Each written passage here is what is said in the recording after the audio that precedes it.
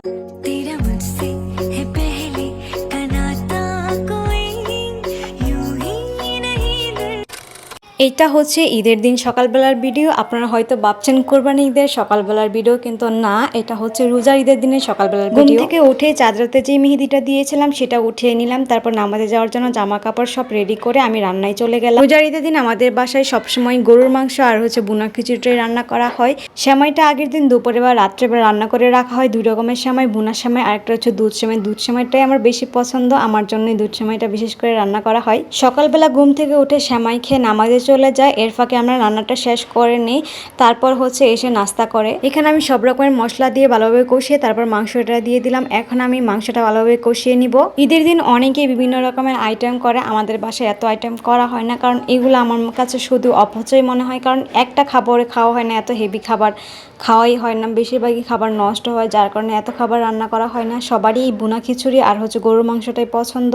তাই গরুর মাংস আর বুনা খিচুড়িটাই রান্না করা হয় স্পেশালি সবার জন্য। রান্নাবান্না সব শেষ করে আমি রুমটুম গুছিয়ে একটু ঝাড়ু দিয়ে নিলাম।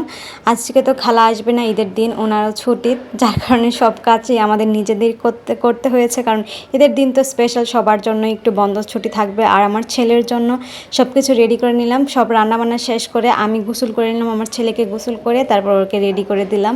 ও তো ভীষণ খুশি ছিল ঈদের দিন। এটা হচ্ছে ওর 3য় নাম্বার ঈদ, কিন্তু যদিও ওর বয়স হচ্ছে 2 বছরে, 2 বছরের মধ্যে ও 3টা ঈদ পেয়েছে আলহামদুলিল্লাহ। পাঞ্জাবি পরে রেডি হয়ে বাবা আর দাদার জন্য ওয়েট করতেছিল যে সালামি নেওয়ার জন্য। দাদু বলতেছিল যে সালামি নেওয়ার জন্য রেডি হতে তারি, পাঞ্জাবি পরো।